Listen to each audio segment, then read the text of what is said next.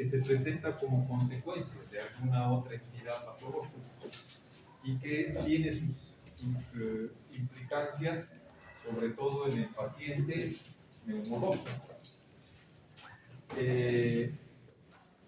Con el advenimiento de los antibióticos y con la existencia de antibióticos que cubren un espectro mucho más ampliado, pues gracias a Dios esta patología está cada vez presentándose en menor frecuencia. Lo primero que tenemos que hacer es definir qué es un absceso pulmonar. Si ustedes se dan cuenta, en la definición está prácticamente todo el resumen del tema. En la definición. ¿Qué es el absceso pulmonar? No vamos a entrar a considerar que es un absceso, porque ustedes ya tienen que saber. Yo asumo que saben. Pero el absceso pulmonar vendría a ser un segmento localizado. Como dice la diapositiva, es un área localizada. Pero, ¿qué características tiene? Es un área localizada que presenta necrosis.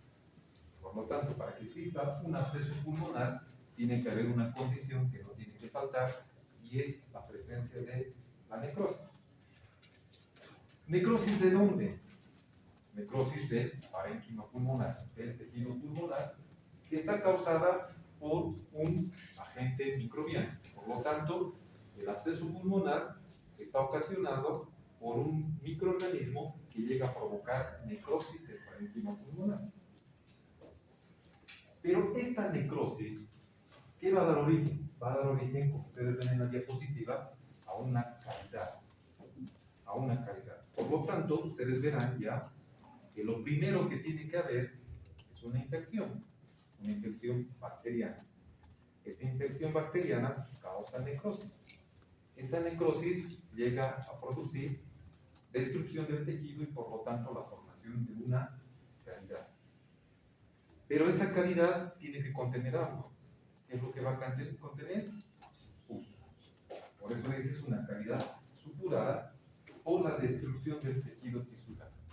Ahora bien, fíjense, para que un absceso pulmonar sea considerado como tal, la definición dice que debe medir 2 o más centímetros de diámetro. ¿Me comprenden? 2 o más centímetros de diámetro. Por lo tanto, aquí tenemos todo lo que es el resumen de lo que es el absceso pulmonar. En la definición. No se olviden que es necrosis del tejido pulmonar, del parénquima pulmonar, ocasionada por una infección bacteriana. Bien, ¿cómo se clasifica ahora? ¿Cómo podemos clasificar el absceso pulmonar? Si ustedes observan la diapositiva, ahí existen varias clasificaciones. Primero, podemos clasificar de acuerdo al número. De acuerdo al número podemos decir que un absceso pulmonar puede ser único o puede ser múltiple. Es muy raro, sumamente raro, que existan abscesos pulmonares múltiples. Es raro. Más del 90%, podemos decir 95% de los casos, los abscesos pulmonares generalmente son únicos. Pero también están descritos abscesos múltiples, pero que son la excepción. Por lo general son únicos. De acuerdo al tiempo, un absceso pulmonar puede ser agudo o puede llegar a ser crónico. Pero ¿cuál es el límite? ¿Cuál es el límite para decir hasta aquí se considera que es agudo y a partir de acá se considera que es crónico? Pues la mayor parte de los autores dicen que un absceso agudo es aquel que está considerado dentro de las primeras 6 semanas. Por lo tanto, el límite para decir agudo o crónico tiene que ser 6 semanas. Si va más allá de las 6 semanas, pues ya vamos a considerar al absceso como crónico. Hasta aquí está fácil. De acuerdo al tamaño, hemos dicho que los abscesos tienen que tener una condición, ¿no es cierto? Que tienen que tener un diámetro de 2 centímetros. Por lo tanto, se considera absceso grande aquel que mide mayor de 2 centímetros. 2 centímetros para nosotros es casi nada, pero si estamos hablando de un absceso pulmonar, pues ya se lo considera significativo. Mientras que aquellos que son pequeños, en otras palabras, que no tienen trascendencia clínica, ¿qué significa trascendencia clínica? ¿Qué entienden por ese término? ¿Qué es la trascendencia clínica? Pero aquí voy a preguntar a la autora. ¿Qué es la trascendencia clínica? ¿Qué entiende? ¿Trascendencia? ¿Cómo? Exactamente. ¿Qué denota o qué desencadena manifestaciones clínicas? Por lo tanto, un absceso pulmonar pequeño que mide menos de 2 centímetros no nos va a dar clínica. En otras palabras, el paciente va a estar asintomático y va a tener una vida sin ningún problema. Es más, puede llegar a constituirse un hallazgo, pero que sea menos de 2 centímetros y nosotros podamos identificar en la placa pulmonar, en la placa de tórax, es muy difícil. ¿Me comprenden? Por eso la definición recalca y dice que los abscesos pulmonares, para considerarse como tal, tienen que medir más de 2 centímetros.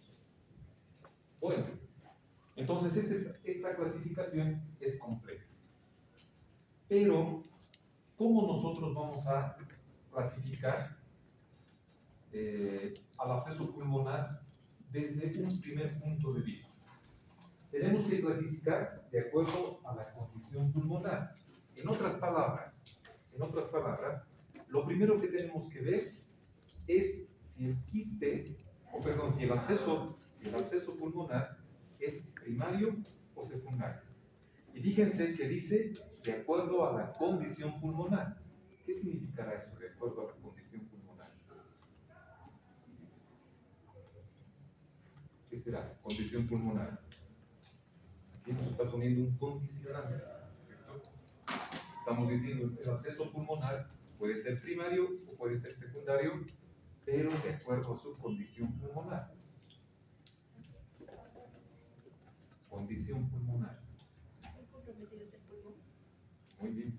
¿Cuál es tu nombre? Camila. Que esté comprometido el pulmón. Vamos a decir que un absceso pulmonar es primario si el pulmón no tiene ninguna otra patología de base. En otras palabras, que es un pulmón sano, que se desarrolla en ausencia de enfermedad pulmonar previa. ¿Me entiende? Ese es un absceso pulmonar primario. Y un absceso pulmonar secundario, por lo tanto, por lógica, que vendrá a ser aquel que ya tiene una patología pulmonar subyacente. ¿Me comprenden? Por lo tanto, por eso les digo, lo primero que ustedes tienen que hacer cuando sospechan de un absceso pulmonar es ver si es primario o si es secundario. ¿Me están entendiendo? Si es primario o secundario. Si el absceso pulmonar es primario, tenemos que ver si es único o múltiple. Si el absceso pulmonar es primario o secundario, tendremos que ver si es agudo o crónico. Y lo mismo, si es grande o pequeño. Ahora bien, los abscesos pulmonares primarios constituyen el 85% de los abscesos pulmonares. En otras palabras, casi todos los abscesos pulmonares que ustedes lleguen a diagnosticar son abscesos pulmonares primarios, en los cuales no existe una patología pulmonar de base. Es un pulmón sano. Siendo un 15% los abscesos pulmonares secundarios. Fácil, ¿no es cierto? ¿Hasta aquí alguna pregunta? ¿Cómo está fácil? Bueno. Ahora, ¿cuáles son las causas? Aquí estamos hablando ya de etiopatogénico.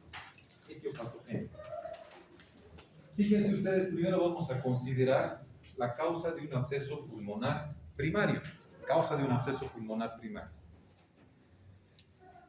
Ustedes ven en primer lugar el inciso A. Dice una neumonía necrosante. En segundo lugar, una neumonía por aspiración, enfermedades del esófago. Entonces, para que exista, que ustedes ven aquí en esta diapositiva, las causas, la etiopatogenia de un absceso pulmonar primario, las podemos dividir en dos, ¿no es cierto?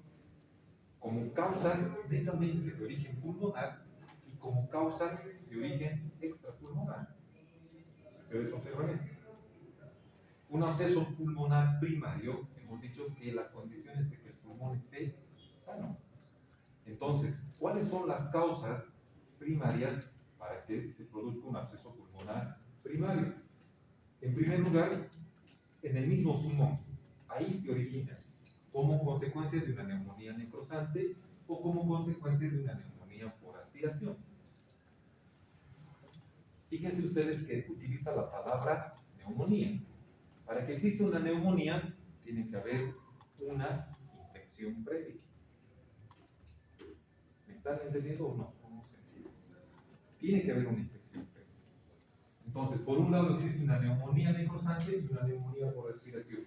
Estas vendrían a ser las causas de origen netamente pulmonar para que se produzca un absceso pulmonar primario.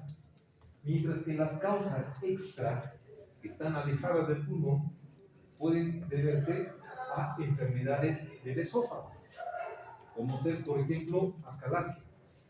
¿Qué es la acalasia? ¿Alguno de ustedes sabe? ¿Tienen alguna idea?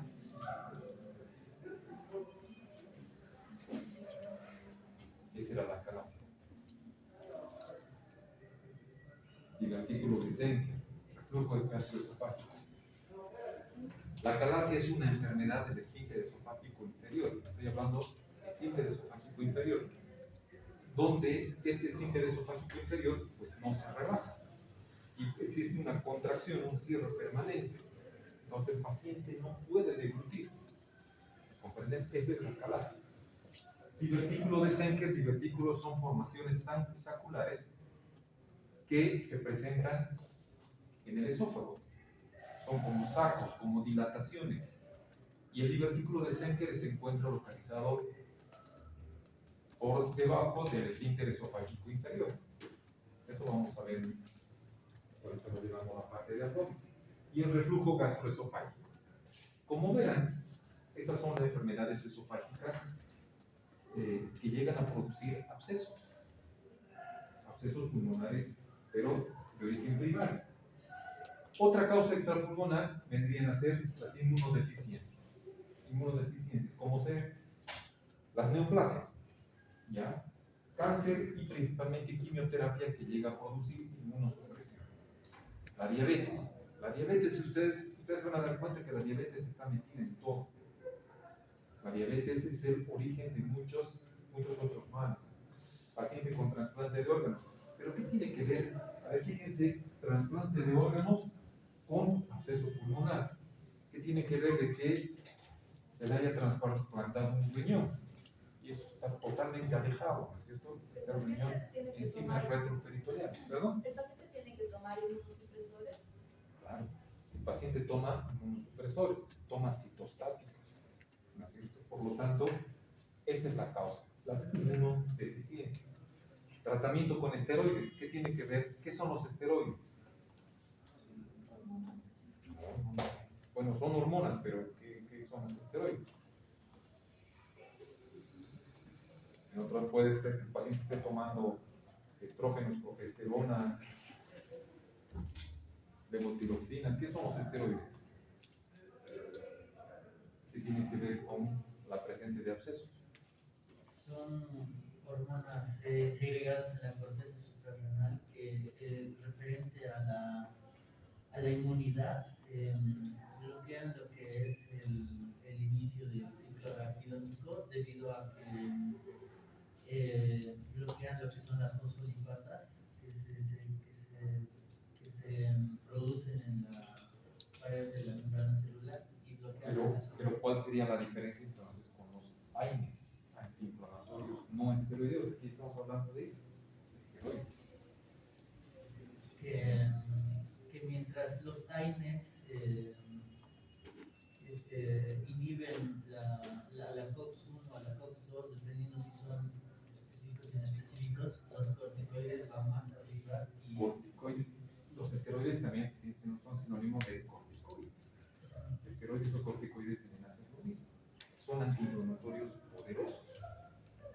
pero que no solamente inhiben la liberación del ácido araquidónico a través de las fosfolipasados, sino que también inhiben la actividad leucocitaria y de los factores del complemento.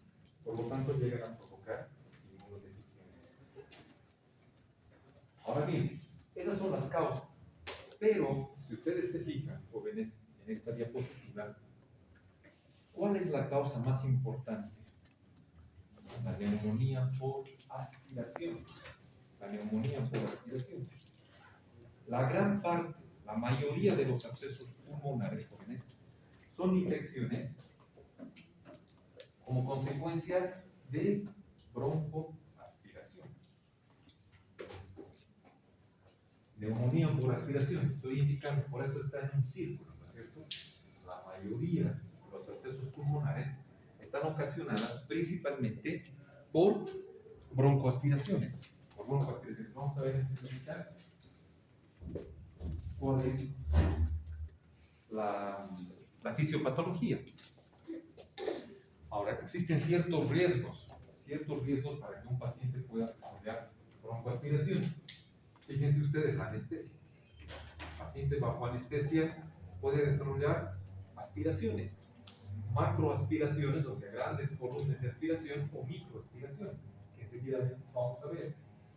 La presencia de, ¿qué será la apoplejía? ¿Qué entenderán ustedes por apoplejía?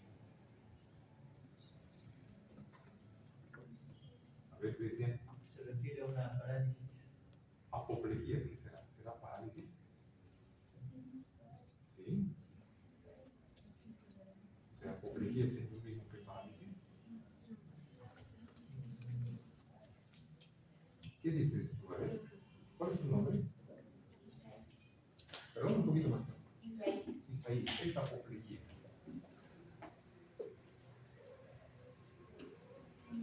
No presentaría Un poquito más fuerte. no presentaría como tal la parálisis. No presenta parálisis o presenta. Todas esas cosas tienen que saber, jóvenes. No puedo estar explicando síntoma por síntoma por síntoma, síndrome por síndrome. Ustedes tienen que saber. La apoplejía, voy a preguntar en su examen, pero con el significado de lo que es apoplejía. Cuando no hay circulación. Consumo de drogas o alcohol. Consumo de drogas o alcohol. Por lo tanto, son condicionantes para que el paciente pueda tener estas aspiraciones. Fíjense que de todas estas causas que son valéderas, hemos dicho que la más importante, la mayor parte de los pacientes que tienen abscesos pulmonares primarios es por aspiración, por broncoaspiración. Existen condiciones, la anestesia, la apoplejía, el paciente que tiene toxicomanía, ¿no es cierto? Droga, alcohol. Pero ¿qué otros factores más pueden condicionar a una broncoaspiración? Yo les pregunto a ustedes. La introducción de sonda nasogástrica. Sonda nasogástrica en el momento de introducir o sonda nasogástrica permanente en el paciente. ¿Está correcto? ¿Qué más? Pacientes que tienen inhibición del reflejo de la tos, pacientes con edad avanzada. ¿Qué otras situaciones más? Hemos dicho, ¿no es cierto? Inhibición de la tos, ¿cómo es, Cristian? Puede ser la hermesis en paciente intubado. También, correcto. Paciente con intubación orotraqueal, ¿no es cierto? Hay la parálisis de un nervio que inerva a las cuerdas vocales. ¿Cómo se llama ese nervio? Nervio laringio recurrente. Parálisis del nervio laringio recurrente. ¿Y en qué casos puede suceder una parálisis del nervio laringio recurrente? Cirugía de tiroides. Cirugía de tiroides. ¿Está claro, jóvenes? No se olviden. Entonces, inmediatamente ustedes vean un absceso pulmonar, la principal causa tiene que ser esta, la broncoaspiración. En segundo lugar, podemos ver otras etiologías. Si ustedes se dan cuenta, dice la neumonía necrosante como causa también de un absceso pulmonar. Es decir, el paciente ingresa ya con una neumonía. Pero esta neumonía puede ser atípica. Las neumonías, así a grandes rasgos, ustedes en neumología van a ver, pero las neumonías se clasifican en neumonías que son adquiridas en la comunidad. Es decir, ahora alguien puede estar con una infección bacteriana, nos contagia y podemos desarrollar neumonía. Está adquirida en la comunidad. Y hay otro tipo de neumonía que es adquirida ¿dónde? En el hospital. ¿Cuál será más seria, más grave? La neumonía intrahospitalaria, ¿no es cierto? Entonces, ambas pueden terminar como una neumonía necrosante. Si ustedes se fijan, los gérmenes, las bacterias que están ocasionando la neumonía necrosante son totalmente típicas. Estafilococo aureus no tiene por qué el estafilococo aureus llegar a producir neumonía. El estafilococo aureus, cuando produce neumonía, generalmente es neumonía intrahospitalaria. Yo digo que la Klebsiella es pseudomonas, micobacterias, pero también vamos a tener parásitos, ¿no es cierto? Como la intamoeba y el famoso Echinococcus granulosus. ¿Cómo es que el Echinococcus puede llegar a producir neumonía necrosante? No. Ustedes han debido ver en parasitología que el Echinococcus o el Echinococcus granulosus tiene un ciclo vital, ¿no es cierto? Y que nosotros somos huéspedes accidentales, intermediarios. ¿Qué tipo de huéspedes? Eso ustedes tienen que saber, jóvenes. Se supone que ya no han probado. El Echinococcus granuloso llega a producir lesiones quísticas. Y esta lesión quística llega a producir necrosis. Y por lo tanto, puede tener una evolución tórpida, es decir, una evolución no contemplada y terminar en una neumonía necrosante.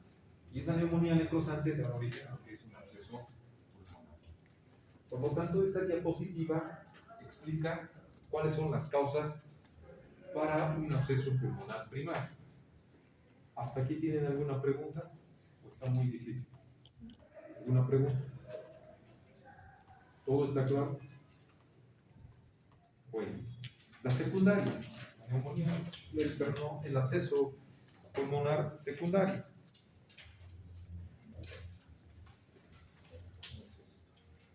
Absceso pulmonar secundario. El absceso pulmonar secundario también tiene origen ya sea intrapulmonar o extrapulmonar. Exactamente lo mismo. Si ustedes se fijan, el origen intrapulmonar puede ser por una neoplasia, es decir, por un tumor o por la presencia de un cuerpo extraño. ¿Cuál de los dos será más frecuente? Que desencadena un absceso. ¿Cuál de los dos será más frecuente?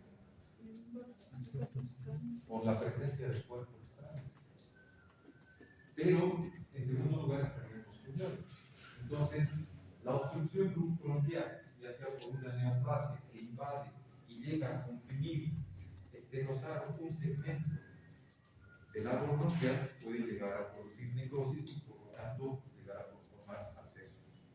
Pero los que más llegan a producir absceso vienen a ser los cuerpos extraños. Esas se las denomina como secundarias. Por lo tanto, la principal causa de un absceso pulmonar secundario es la obstrucción bronquial.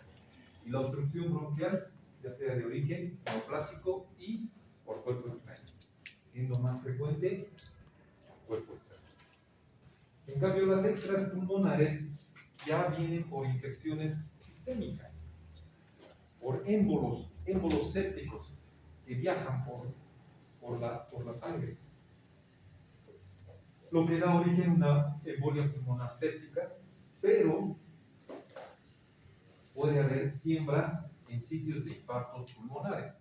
En otras palabras, en sitios que el paciente ha tenido una tromboembolia pulmonar. La tromboembolia pulmonar ha terminado en un infarto pulmonar. Por lo tanto, ese infarto pulmonar puede llegar a ocasionar necrosis y la formación de un absceso. ¿Me han entendido, jóvenes? Por lo tanto, no se puede minimizar. No pueden decir, le ha dado una tromboembolia pulmonar, un TEP. Ese TEP se puede complicar con la formación de un absceso pulmonar. Fíjense que en todo lo que hemos hablado, el común denominador es que exista necrosis del tejido, lo que decía en la definición. Otra causa, como consecuencia de una complicación secundaria a un traumatismo torácico, traumatismo pulmonar. Hematomas. ¿Ya? Los hematomas, por lo general, un hematoma es una colección de sangre en un segmento, en este caso en un segmento pulmonar. El hematoma se puede llegar a infectar y esa infección puede llegar a producir lo que va a ser la necrosis. Traumatismo penetrante o abierto, que ya hemos visto, ¿no es cierto? Traumas o lesiones penetrantes que están obviamente contaminados, pueden llegar a producir absceso. ¿Ya? Y algo importante, que también es otra causa, no porque esté en último lugar, no es que tenga importancia. La primera causa de absceso pulmonar secundario, hemos dicho que existe una obstrucción bronquial. La segunda causa para que exista un absceso pulmonar es la extensión directa de una infección extraparenquimatosa, es decir, hay otros autores que dicen por contigüedad. ¿Qué significa contigüedad? Al lado. Por eso puede haber un empiema pleural. Hemos visto, ¿no es cierto? El empiema es la presencia de pus en la cavidad pleural. Y por contigüedad puede invadir a un segmento pulmonar y producir un absceso pulmonar. ¿Me entienden? Por vecindad, por contigüedad, extensión directa de la infección extraparenquimatosa.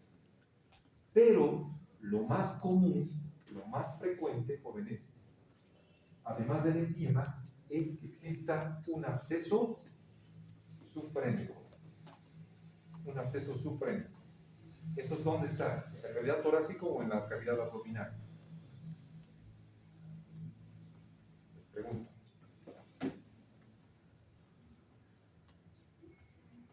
¿Me están siguiendo o no? A ver, ¿de qué estoy hablando? ¿Me están entendiendo, jóvenes? ¿Dónde se encuentra un absceso subfrénico? Si es subfrénico, tiene que ser debajo del diafragma. ¿Me comprenden? Y otro absceso que está debajo del diafragma, ¿en qué órgano puede haber? Por vecindad. Absceso hepático. Por lo tanto, fíjense que un absceso subfrénico y un absceso hepático, hemos dicho que existen estomas, ¿no es cierto? Por la presencia de los estomas, pueden invadir al pulmón y producir absceso pulmonar secundario. ¿Me están entendiendo, jóvenes? ¿Alguna pregunta? O yo les pregunto. ¿Está fácil o difícil? Yo creo que está fácil. Yo creo que está fácil. ¿Todo está claro?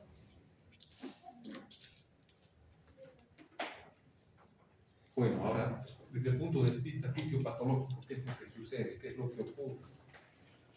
Fíjense que para que exista un absceso pulmonar, tiene que haber una puerta de entrada. No es que nosotros vamos a desarrollar absceso pulmonar así, que sí. Tiene que haber una puerta de entrada. ¿Y cuál es la puerta de entrada? ¿Qué hemos dicho? Lo principal y lo fundamental es que ustedes tienen que pensar en lo primero, en la aspiración. Por eso toda la secuencia está de color rojo. En segundo lugar, ustedes tienen que tomar en cuenta de que el absceso, desde el punto de vista fisiopatológico, el absceso pulmonar, puede tener un origen por diseminación hematógena. Puede ser que haya migrado a través de la sangre. O, lo que decíamos, ¿no es cierto?, puede ser por contigüidad. Como verán, jóvenes, estamos hablando sobre lo mismo, estamos redundando sobre lo mismo. Todo para que ustedes puedan llegar a entender. Entonces, lo primero que tiene que ver es una puerta de entrada. Hemos dicho que la mayor parte de los abscesos pulmonares se originan por aspiración, ¿cierto? Broncoaspiración. Pero esta aspiración puede ser una macroaspiración o puede ser microaspiración. Que algunos la llaman fisiológica. ¿Por qué fisiológica? Enseguida vamos a ver. La aspiración se considera macroaspiración cuando existe una aspiración de la secreción orofaringea o la secreción gástrica. ¿Cómo podemos explicar eso? Aspiración orofaringea o aspiración de origen gástrico.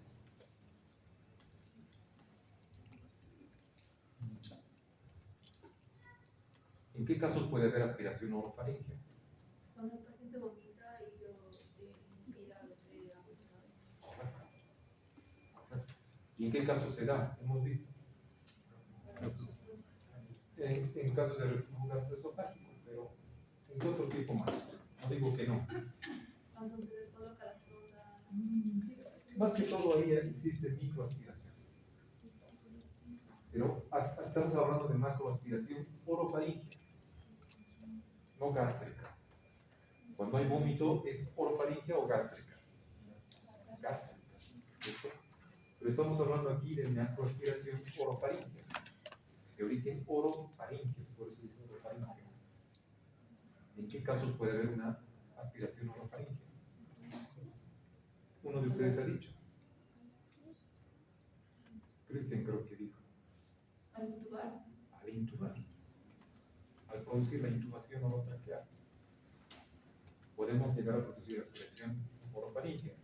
Fíjense que está hablando de macroaspiraciones, o sea, son grandes cantidades de secreción.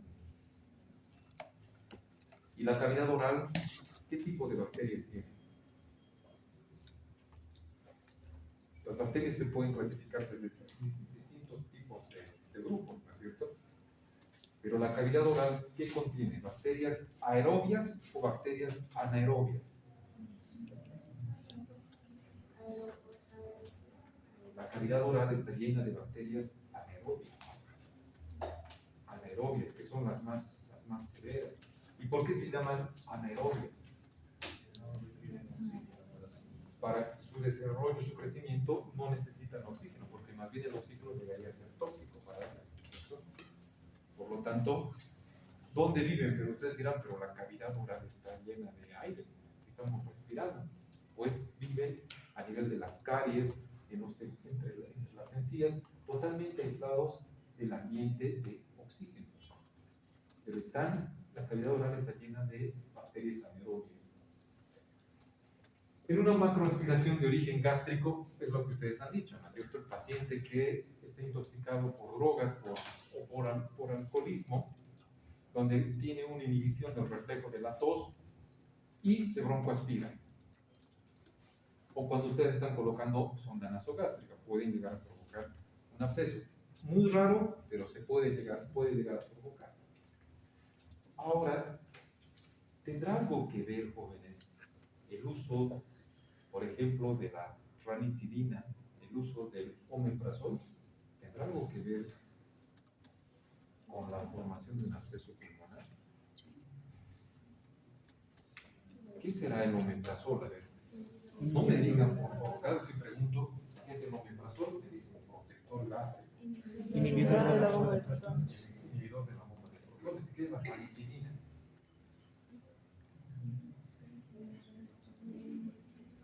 ¿Qué será la ranitidina? ¿Qué será la ranitidina?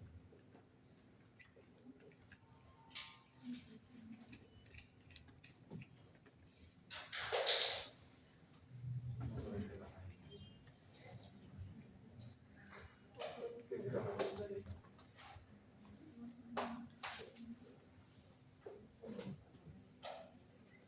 Levanten la mano sobre un punto, eso puede parcial, aparte de Cristian. A ver, Cristian. Es un agonista de los receptores H2 de histamina. Es un antihistamínico H2. H2. ¿Eso qué significa? Que si hay un inhibidor H2, ¿qué tiene que ver? Si una cosa es negra, la otra, ¿qué tiene que ser? Blanca. Entonces, si hay un inhibidor H1, tiene que ver un H2. En el estómago tenemos inhibidores H2. Por lo tanto, al inhibir los receptores H2, antihistamínicos H2, se inhibe la secreción gástrica. El omeprazol, el pantoprazol, el lansoprazol, todo este grupo corresponde a los inhibidores de la bomba de protones. Y al inhibir la bomba de protones, ¿qué es lo que estamos haciendo? Inhibimos la secreción gástrica. ¿Qué tiene que ver con lo que estamos hablando? Hoy en día existe un abuso y abuso, no solo de antibióticos, sino también de los inhibidores de la bomba de protones. No pueden comprarse en la farmacia un omeprazol. Es más, los pacientes a veces asumen que el omeprazol es un analgésico. Porque dicen, me dolía la cabeza, he tomado omeprazol y se me han pasado. ¿Será? ¿Será o no será? ¿Qué dices? ¿Qué dices tú? Que más en sí sería un efecto placebo que no. Pero ¿será un analgésico? Para nada, ¿no es cierto? Al inhibir la secreción gástrica, ¿qué estamos ocasionando, jóvenes? En primer lugar, ¿qué estamos haciendo? Estamos modificando totalmente la condición fisiológica normal que debe tener el estómago, que es la presencia del ácido clorhídrico, ¿no es cierto? Por lo tanto, ¿qué sucede con las bacterias? ¿Perdón? Van a proliferar. Por ejemplo, a todos, yo al final, cuando ya acabe toda cirugía 3, uno de sus compañeros que se ha sacado 100 en todo dice, yo los invito para festejar aquí afuera a la caserita de aquí afuera que vende salchipapas. Y la salchipapa está contaminada. Comemos y unos desarrollan infección y otros no. ¿Por qué unos sí, por qué otros no? Uno por la carga bacteriana, ¿no es cierto? La carga bacteriana que uno ha recibido, pues justo la hamburguesa que yo he comido estaba llenita, o estaba dirigida, estaba llenita de bacterias, ¿entiende? Pero esa cantidad de bacterias ha superado al jugo gástrico con ácido clorhídrico. Y la otra que ustedes han comido también tenía carga bacteriana, pero en menor cantidad que lo que el jugo gástrico ha podido destruir. ¿Me entienden? Pero ¿qué pasa si estoy tomando omeprazol en forma indiscriminada? El ácido clorhídrico, que es la barrera de defensa, la primera barrera de defensa, desaparece, la bacteria crece. Y si hay una broncoaspiración encima, vamos a festejar y nos excedemos y hay vómito, pues ya existe una gran carga bacteriana que puede producir una macroaspiración de origen gástrico. Por lo tanto, hay que tener en cuenta eso. Los neumólogos, por ejemplo, a ellos les llama la atención el uso prolongado de la sonda nasogástrica, porque la sonda nasogástrica está abriendo totalmente el esfínter esofágico inferior y el paciente tiene que estar internado, ¿no es cierto? Y como está internado, pues está recibiendo dentro de su gran cantidad de medicamentos que recibe omeprazol. Por lo tanto, está inhibiendo la barrera. Y ese paciente está constantemente teniendo reflujos. ¿Por qué? Porque el esfínter esofágico está abierto. Por lo tanto, llega a tener microaspiraciones. Y puede desarrollar a la larga un absceso pulmonar. Esa es la fisiopatología. Luego dice microaspiración fisiológica periodontal. Fíjense que está hablando de una afección que está hablando de todo lo que es gingivitis, caries dental, etcétera, etcétera. Por lo tanto, el paciente va aspirando constantemente, despierto, al toser, al estornudar, al atorarse, en la noche, va aspirando esa microaspiración y puede acabar con la presencia de un absceso pulmonar. Por lo tanto, una de las principales causas es la aspiración. Esta aspiración, ya sea macroaspiración o microaspiración, produce émbolos infecciosos dentro del árbol bronquial. ¿Y dónde se va a localizar? Principalmente se va a localizar en los segmentos apicales de los lóbulos inferiores. Es ahí donde se puede encontrar, en los lóbulos inferiores. Y algunos dicen principalmente en los lóbulos inferiores, pero en la cara posterior. Lo que ustedes tienen que acordarse es que los abscesos pulmonares por aspiración se presentan principalmente en los lóbulos inferiores. Cuando existen estos émbolos infecciosos que afectan a los lóbulos inferiores, ¿qué es lo que hace nuestro organismo? ¿Cómo se defiende? Cuando existe una infección, ¿cómo se defiende? ¿Cuál es la primera respuesta? Aumentar la temperatura. ¿Perdón? Aumenta la temperatura del organismo. No, ¿para qué aumentar la temperatura? ¿Para cocinarlo? ¿Para qué? ¿Cuál es la primera respuesta? ¿Perdón? Inflamación. Y por lo tanto, ¿qué vamos a tener? Neumonitis. En otras palabras, neumonía. Neumonitis. ¿Me entienden? Ha entrado la bacteria. Ya sea que entre la bacteria en el cerebro, en el pulmón, en el riñón, en el intestino, la respuesta va a ser la misma: inflamación, respuesta inflamatoria local, neumonitis. Y posteriormente esa neumonitis va a progresar y va a formar lo que va a ser un absceso pulmonar. Pero antes de que exista el absceso pulmonar, tiene que haber necrosis, ¿no es cierto? Tiene que haber necrosis. Y este absceso pulmonar tiene que tener una condición. ¿Cuál es la condición? Que va a estar abierto a un bronquio. Como se ve en la diapositiva. Aquí se ve que está abierto un bronquio, ¿cierto? Acá se ven todas las paredes de un absceso. Fíjense ustedes. Acá inicialmente ha aparecido la neumonitis. Como consecuencia de la neumonitis y la agresividad bacteriana que vamos a ver enseguida, va a producir necrosis. La necrosis se produce por ambos lados. ¿Cómo por ambos lados? ¿Quién me puede explicar? La necrosis del parénquima pulmonar se produce por ambos lados, tanto de la bacteria como del proceso inflamatorio.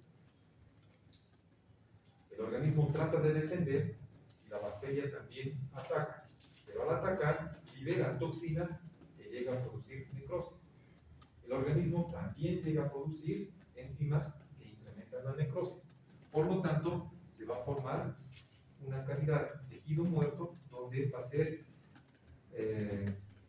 licuado, va a tener un proceso de licuefacción y ahí se va a producir lo que va a ser material pulmonar. Es ahí el gran lugar.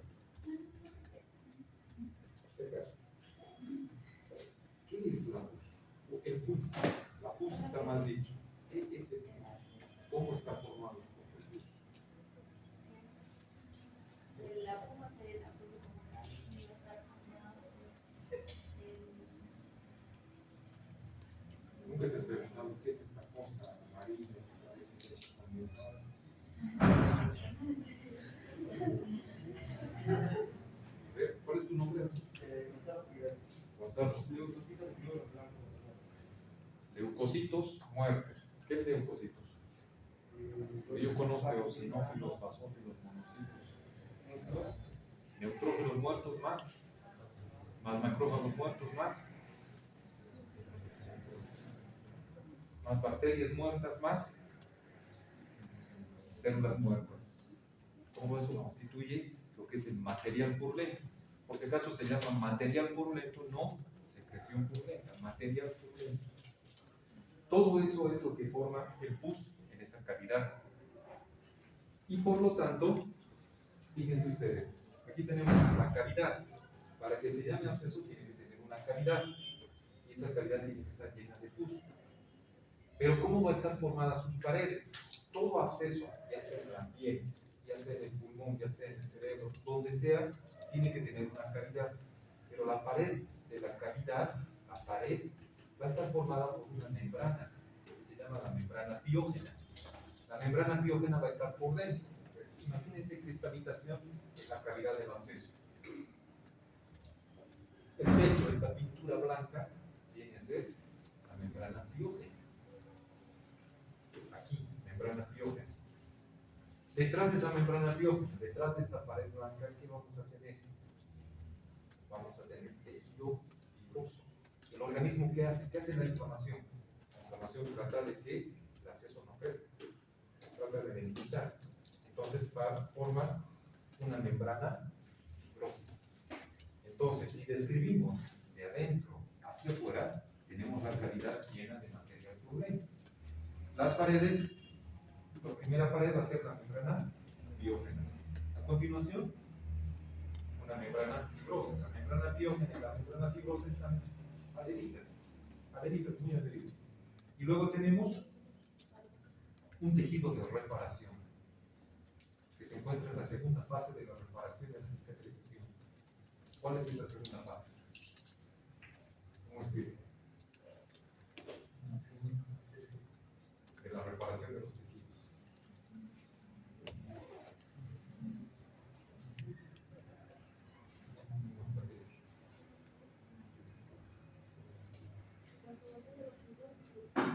Ya está la fibrosis, la segunda fase. ¿Cómo repara nuestro organismo? La primera fase es la inflamación. La segunda fase es la fase de proliferación, o también denominada fase de granulación. La tercera fase ya viene a ser la de remodelación.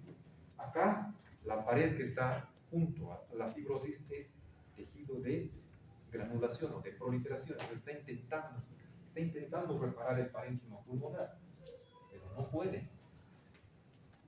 ¿Me están entendiendo, jóvenes, o no? Están medio, yo siempre les digo, está medio ruso, medio chino. ¿Me están entendiendo? Por eso, el proceso infeccioso, por la necrosis de licuefacción, eso es lo que quería decir, va licuando, va avanzando hasta que llega a dar un bronquio. Y una vez que ahora el bronquio, se abre. ¿Y qué va a suceder? ¿Qué pasa si se abre el bronquio? ¿Qué está pasando acá? ¿Hacia dónde? ¿Qué va a tener el paciente? ¿Perdón? Otra vez, ya está broncoaspirado. Está ya ahí material purulento, se abierto un bronquio. ¿Qué va a suceder? A ver, por lógica, ¿qué va a suceder? ¿Qué va a suceder? Va a tener tos con ese puto purulento. ¿Y eso cómo se llama? ¿Cómo se llama de acuerdo a semiología? ¿Cómo es correcto? ¿Cómo se llama? No te estás durmiendo. Creo que me estoy volviendo hipnotizador. ¿Cómo se llama? No. ¿Cómo es guío? ¿Sabes? José también sabe. Franco. ¿Perdón? ¿Cómo se llama? Jorge. ¿Has dicho? Se llama vómica. ¿Y ustedes creen que esto se va a drenar? Dicen, no, absceso drenado, absceso curado. Es mentira. Va a tener vómica. Y broncorrea. ¿Qué será la broncorrea? ¿Alguna vez han visto un paciente con broncorrea? Pero nunca se han resfriado. Eso es el catarro nasal, ¿cierto? Pero nunca han escuchado un paciente que está todo el tiempo carraspeando. No sé si saben el término de carraspear. Es como que está ahí, se escucha cómo existen las secreciones, lo que entre comillas se llama flemas, que cada vez que respiras se siente como los estertores, el burbujeo, todo el tiempo tiene que carraspear y eliminar. ¿Nunca han visto ese tipo de pacientes? Bueno, en el hospital van a ver. Eso se llama broncorrea. Todo el tiempo está. Y es un círculo vicioso porque esa broncorrea genera mayor proceso inflamatorio, mayor secreción a nivel bronquial y por eso tienen broncorrea. ¿Me han entendido con el proceso fisiopatológico? Ahora, ¿creen ustedes que ocurre de un día a otro? Esto va pasando por el tiempo. Se broncoaspira el paciente, sigue, un mes, 2 meses, y puede ser que al tercer mes empiece, como decía su compañera, con fiebre, etcétera, etcétera, hasta desencadenar todo eso. Por lo tanto, no es de instalación. Por eso decíamos, ¿no es cierto?, que los abscesos pulmonares pueden ser agudos, aquellos que están hasta los 6 semanas, y crónicos más allá de las 6 semanas. Ahora tiene coherencia todo, ¿no es cierto?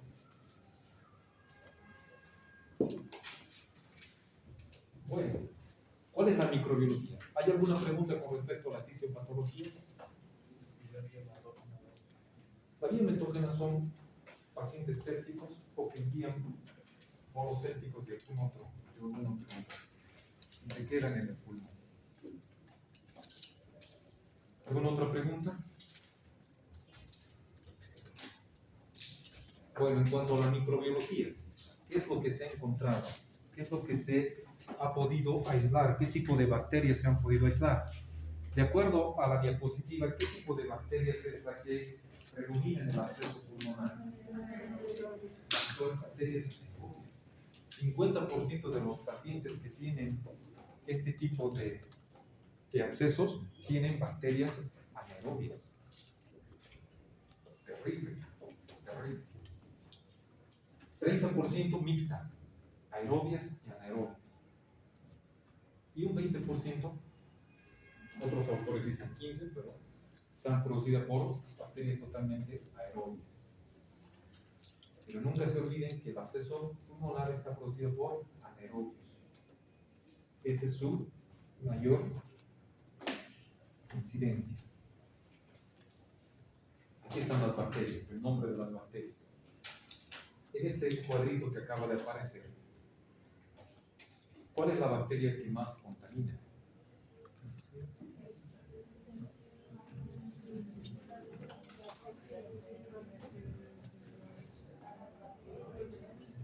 ¿Cuál es? Los bacteroides. ¿Qué significa SPP? Siempre los microbiólogos de bacteroides SPP. Shigella SPP.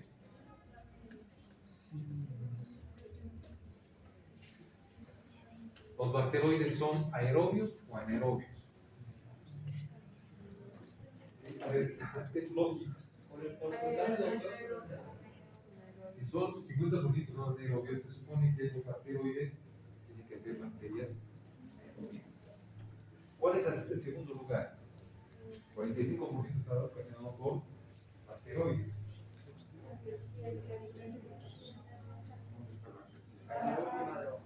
La Klebsiella. ¿Y es aerobio o anaerobio? ¿Aerobio o anaerobio? ¿Es un bacilo o un coco? ¿Es gran positivo o gran negativo? Es un bacilo gran negativo que vive en el intestino y es totalmente aerobio. Luego tenemos la pseudomonas, que es anaerobio. El Streptococcus, que es anaerobio. ¿Me comprenden? Pero nunca se olviden que la mayor parte de los abscesos pulmonares está ocasionada por bacteroides, que son bacterias anaerobias. Esos son los responsables. Como verán, son gérmenes sumamente agresivos. La pseudomonas, agresivo. La Klebsiella es un bacilo agresivo. Y el Streptococo, que generalmente habita en la cavidad oral, también es agresivo. El diagnóstico. ¿Cómo es que vamos a diagnosticar? Antes de diagnosticar, ustedes tienen que ver eso que dice allá arriba, con unas en forma de nubes. Este es el curso clínico de un paciente, de acuerdo a la fisiopatología que hemos visto, ¿no es cierto? Tiene una fase neumónica, también denominada de neumonitis. Luego viene lo que es la fase de vómica y luego la broncorrea. Esas son las 3 fases evolutivas con las cuales cursa el paciente: neumónica, vómica y broncorrea. En la primera semana se puede presentar la fase neumónica, en la segunda semana puede presentarse la fase de vómica y en la tercera la de broncorrea. Esas son las fases. En la primera semana, ¿cuáles van a ser los síntomas? Síntomas. Lo que decía su compañera, ¿no es cierto? Lo primero que va a aparecer va a ser fiebre. Una fiebre alta, mayor a los 38.9. El paciente puede llegar hasta 40 grados. Fiebre alta. Segundo, el paciente va a tener escalofríos. Jamás se olviden, jóvenes, que los escalofríos preceden a qué. ¿Anteceden a qué? ¿O están antes de qué? Están antes de que se instale la fiebre. Nunca he experimentado eso. Escalofríos y después un frío intenso que no se puede calentar por nada. Y después, alza térmica. Se abriga, no me he abrigado mucho. Escalofríos, fiebre. ¿Qué será astenia? Paciente asténico. Desganado, que no quiere hacer nada, ¿cierto? Adinámico, que no quiere moverse, está tirado en su cama. Y la presencia de tos productiva. Todo esto, de acuerdo a los síntomas, ¿en qué síndrome puedo enmarcar? Usted tiene que acostumbrarse, ¿no es cierto?, a enmarcar en un síndrome. ¿En qué síndrome podemos enmarcar todo esto? Un síndrome, ya les he dicho, es como un conjunto de patologías. Es como tener una bolsa de enfermedades. Y esa bolsa de enfermedades se llama síndrome. Pero ¿qué tiene la característica? Es que toditas comparten la misma sintomatología. Entonces, ¿a qué síndrome corresponderá? Tos, fiebre, astenia, adinámica, escalofríos. Síndrome tóxico infeccioso. Síndrome tóxico infeccioso. Por lo tanto, el estado gripal, una gastroenteritis, un absceso hepático, una infección vía aérea superior, puede tener todos estos síntomas. ¿Me comprende? Síntoma puede ser un síndrome tóxico infeccioso. Inespecífico, ¿no es cierto? Inespecífico, pero eso se presenta durante la primera fase que es la neumonía. A medida que va avanzando, el paciente empieza a decaer, como está asténico, está dinámico, está hiporéxico, no come, empieza a perder peso, pero ¿qué es lo que empieza a orientarnos a que tiene alguna patología pulmonar? Es que empieza a tener dolor torácico, dolor pleurítico, como en punta de lanza, en el momento de la inspiración. Se empieza a tornar disneico, tiene sensación de ahogo y empieza a haber diaforesis nocturna. ¿Qué significa la diaforesis nocturna? Empieza a transpirar, ¿no?, sin llegar a tener fiebre. Diaforesis nocturna. A propósito, nunca se van a olvidar que una característica del tuberculoso es que tenga diaforesis nocturna. ¿Y cómo será la semiología pulmonar? De ahí dice semiología pulmonar. A la inspección, a la palpación, a la percusión. ¿Cómo será la semiología pulmonar? Este paciente a la inspección, ¿cómo va a estar sus movimientos respiratorios? Taquipneico, bradipneico. ¿Cómo va a estar? ¿Cómo va a estar? ¿Cómo va a estar? ¿Taquipneico o bradipneico? ¿Saben lo que es, no? Estoy hablando. Taquipneico. Taquipneico.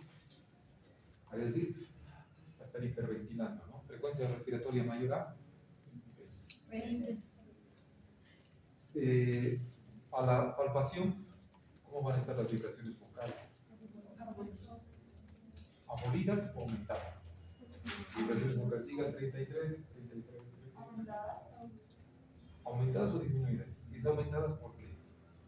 Por la presencia de todavía. Está bien, van a estar aumentadas. ¿Por qué? Porque va a haber una destrucción donde no va a haber aire que transmita, ¿no es cierto?, en un cross.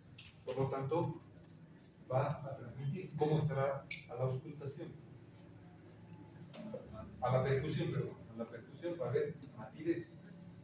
Y a la auscultación pueden haber estertores, puede haber trombos, pues la broncorrea, ¿no es cierto? Y estertores, ya hemos dicho, ¿no es cierto? Estertores. Ahora, jamás se olviden, jóvenes, ese dicho, que el derrame pleural puede existir por irritación, por contigüidad inflamatoria. Por lo tanto, se dice que un tercio de los pacientes que tienen absceso pulmonar se acompañan de derrame pleural. Por lo tanto, si existe derrame pleural, incluso en la base pulmonar, ¿qué tipo de auscultación vamos a tener? Si hay derrame pleural que acompaña al absceso, si estamos escuchando, ¿qué vamos a escuchar? No va a haber estertores. Si está con líquido, silencio, no va a haber nada, así como hay ahora, no va a haber nada. Entonces, la presentación clínica es lo que nos hace sospechar, dependiendo en qué fase nos encontremos. ¿Está claro? El diagnóstico, lo más importante es la presentación clínica. De acuerdo a la presentación clínica, nosotros vamos a pedir exámenes complementarios. Nunca al contrario, ¿no es cierto? No vamos a pedir exámenes complementarios y después vamos a hacer nuestra historia clínica. Lo primero es la historia clínica, los síntomas y los signos, y después vienen los exámenes complementarios. Cuando hablamos de exámenes complementarios, estamos refiriéndonos a lo que es los exámenes de laboratorio y los exámenes de gabinete. ¿Qué exámenes de laboratorio vamos a pedir? ¿Perdón? Hemograma. Hemograma, ¿qué más? ¿Solo hemograma? Así los podría ver, ¿qué más? Hemograma.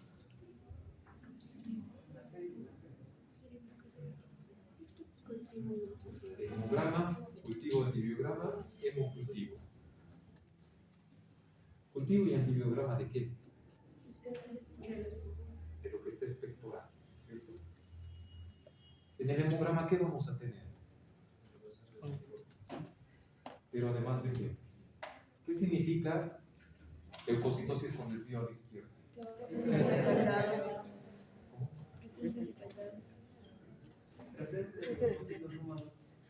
Presencia de... No está muy claro. De ver. ¿Qué es leucocitosis con desvío a la izquierda?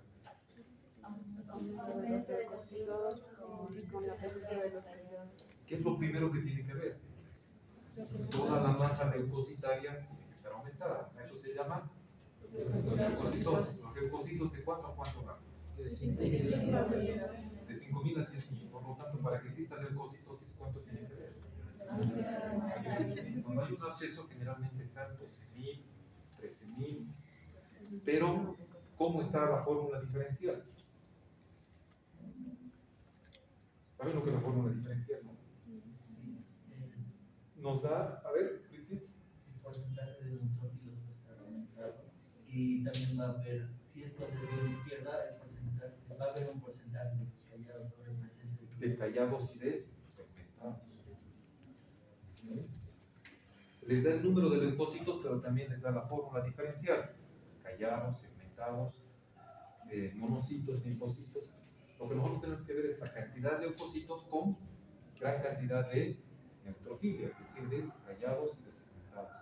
Eso es lo que va a tener el paciente. Eso es lo que va a tener el paciente. Y el cultivo y el antibiograma podemos hacer. ¿El hemocultivo también se debe hacer? Sí, también se debe hacer. Hemocultivo. ¿Qué exámenes de gabinete vamos a solicitar? ¿Qué exámenes de gabinete? Lo primero que deberían pedir, si sospechan patología pulmonar, ¿qué deberían pedir? Una radiografía PA de tórax. Y si no es concluyente, hemos dicho una tomografía simple o con contraste. Siempre con contraste. Por lo tanto, todo tiene que ser correlativo y tiene que unir. Aquí ustedes ven esta diapositiva, fíjense, Esta es la más representativa, no siempre se presenta así. No siempre se presenta. Aquí se ve el absceso o no. ¿En qué campo pulmonar? En el campo pulmonar. Si el paciente es el lado derecho, ¿en qué campo pulmonar? Aquí está, ¿no es cierto? Una característica es que existe una lesión sanitaria con condensación. ¿Qué significa condensación? La presencia de No, la condensación en la radiografía. La condensación es esta imagen radiopaca, que significa que existe una neumonitis o una neumonía. Y acá tenemos la cavidad bien delimitada con un nivel hidroaéreo. Nivel hidroaéreo significa que existe aquí líquido y aquí tenemos la presencia de aire. Está hecho el diagnóstico. Esta es la silueta cardíaca, ¿no es cierto? Esta es la silueta. Ahí dice radiografía PA de tórax, no dice AP. PA de tórax, que muestra una imagen consistente con absceso en el lóbulo superior izquierdo. Y esa es la tomografía con contraste, donde se encuentra aquí el absceso. El paciente está echado, en este caso. Aquí está de pie. Aquí está echado y por lo tanto, material purulento por gravedad a la parte posterior. Aquí está el cuerpo vertebral, el arterio vertebral, la apófisis espinosa, apófisis transversa. Entonces, por eso sabemos que está echado. Y aquí está el absceso. Entonces, el diagnóstico, si no sospechan, ¿cómo van a llegar al diagnóstico? Lo primero que tiene que haber sospecha. Ahora, ¿y qué sucede con estas placas? ¿Qué muestran? ¿Qué sucederá?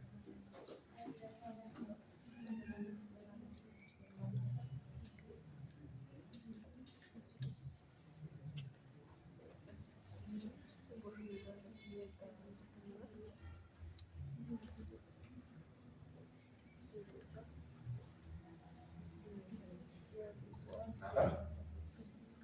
¿Qué hacemos? Hay que llamar a un médico. ¿Qué hacemos? ¿Qué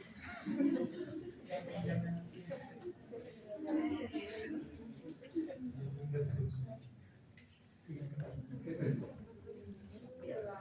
Este es el nivel hidroaéreo que está en el pulmón, ¿cierto?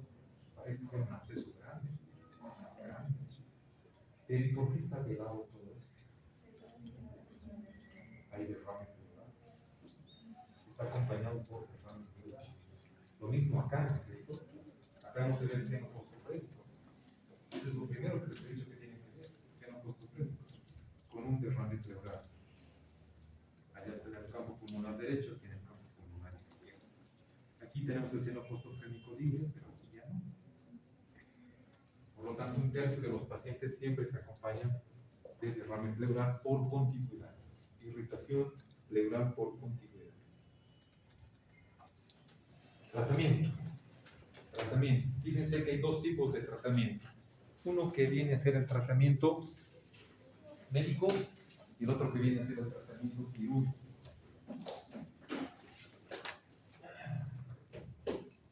El tratamiento médico se basa principalmente en antibiótico-terapia.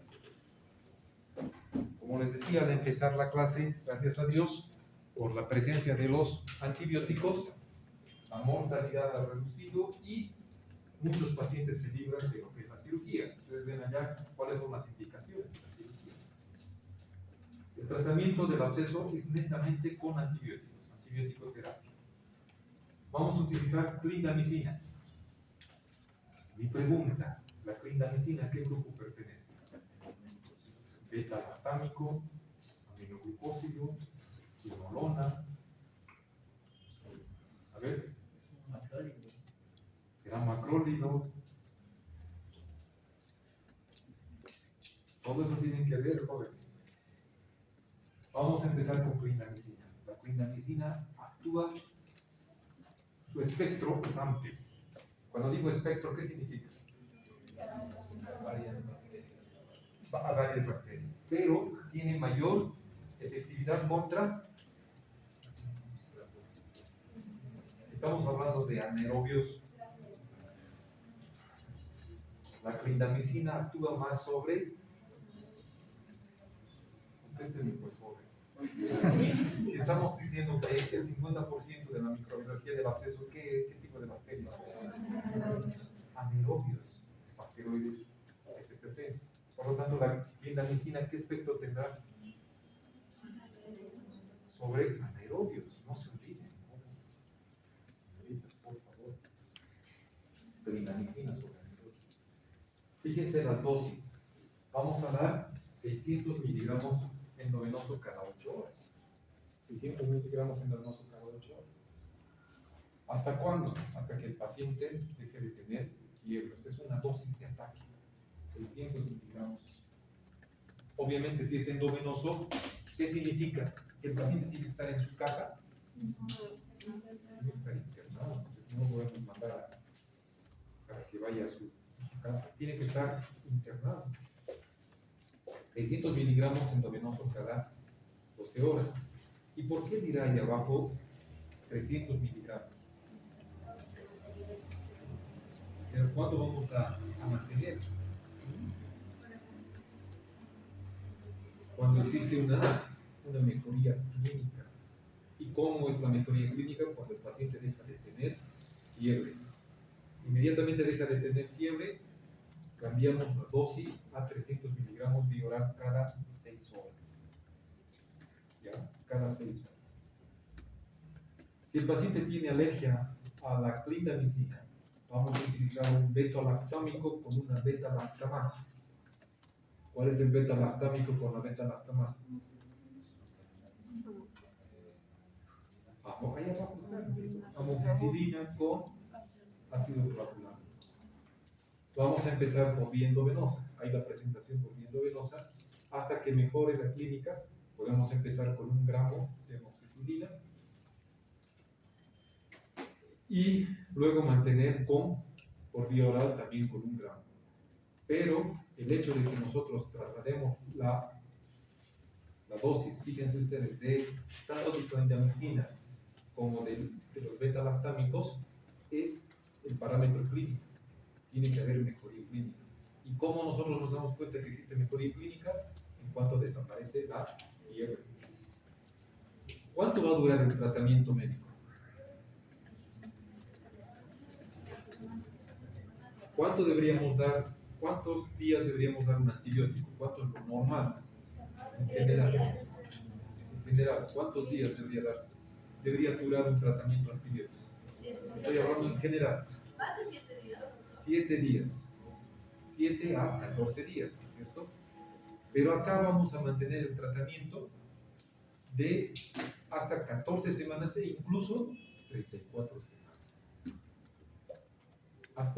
Y obviamente vamos a ver que la placa de tórax, la tomografía, retorne a la normalidad.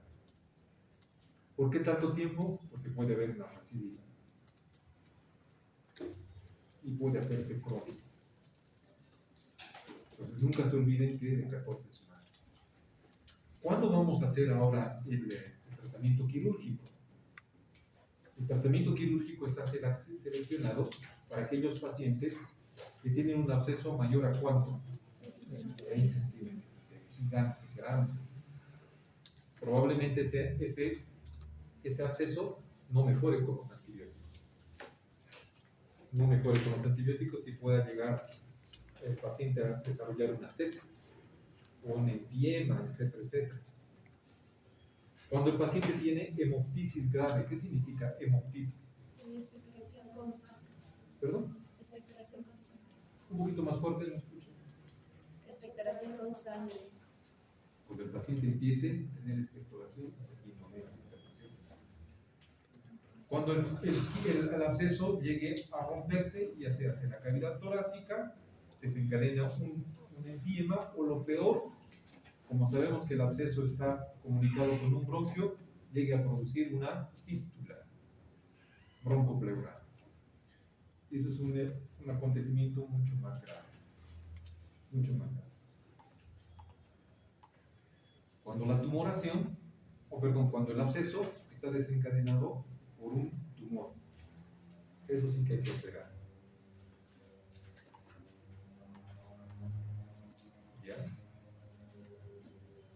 cuando es resistente a los fármacos. En otras palabras, cuando exista un fracaso en el tratamiento antibiótico. Fracaso en el tratamiento antibiótico. Y ahora, ¿qué creen ustedes que se hace en la cirugía? ¿Qué consistirá la cirugía? Abrir, drenar, cerrar. La cirugía consiste en hacer una lobectomía. ¿En qué lóbulo hemos dicho que afecta más? Lóbulo inferior. O una segmentomía. Hemos dicho en el segmento apical del lóbulo inferior. Por lo tanto, es un tanto agresiva la cirugía para hacer el. La tasa de éxito de la cirugía es de más del 90% en cuanto a los accesos, porque se saca todo un segmento, todo un lóbulo del pulmón.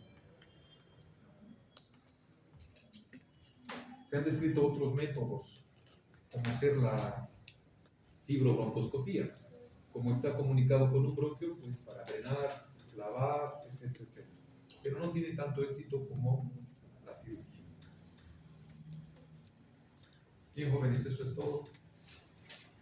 Hemos acabado aquí.